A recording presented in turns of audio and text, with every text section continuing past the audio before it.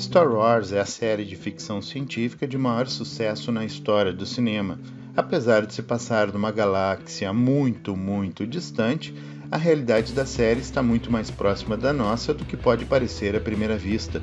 Por esse motivo, muitos medos e angústias de nossa sociedade invariavelmente estão retratados nessa franquia, como é o caso do temor de um regime totalitário ou de um futuro distópico. Eu sou Marcos Faber e você está conectado ao Replicante. Totalitarismo em Star Wars. Não podemos reduzir o universo de Star Wars a apenas uma luta entre o lado sombrio e o lado iluminado da Força. Acreditar nisso é simplificar a rica mitologia que forma esta série. Afinal, há muito mais camadas em Star Wars do que se pode perceber com um olhar superficial. Entre outras relevantes questões, em Guerra nas Estrelas, ocorre uma árdua batalha política pelo controle do Estado.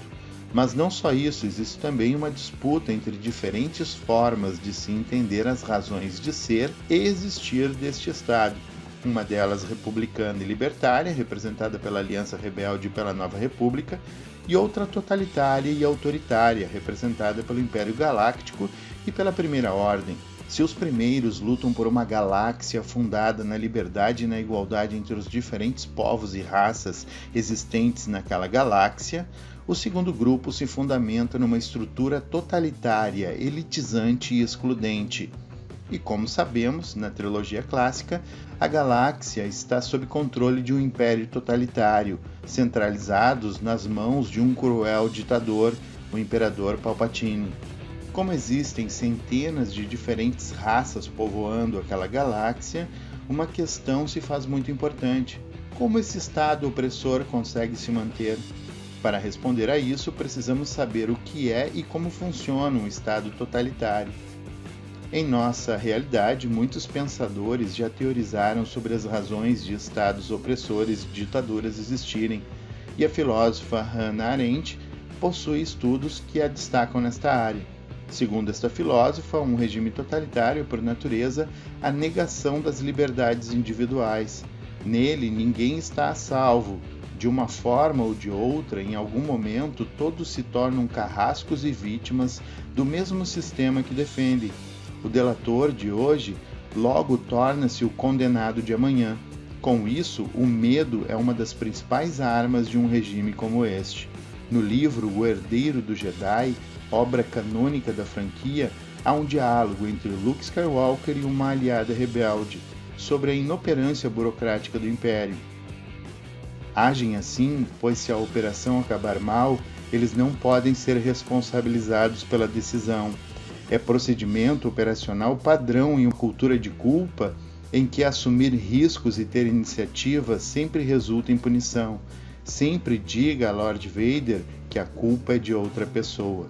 O medo de ser punido ou castigado é uma constante em um sistema como este, e essa realidade torna-se aplicável tanto em pequenas coisas, como vistoriar um veículo, ou até em questões de vida e morte, como ocorre no episódio 4, quando o governante Tarkin dá ordens para que a Estrela da Morte destrua o planeta Alderaan. Sua ordem é atendida de forma imediata, sem questionamentos, quase de forma burocrática. Como resultado desta ação, milhares de inocentes morrem gratuitamente. Tudo para que o Império se fortaleça da forma mais cruel possível, por meio do terror de Estado.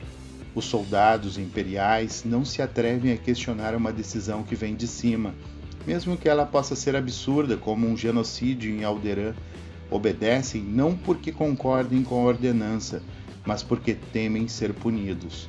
Com isso, o terror e o medo se impõem, não só sobre os povos dominados, mas sobre os próprios aliados do regime. O controle é feito assim por meio do medo.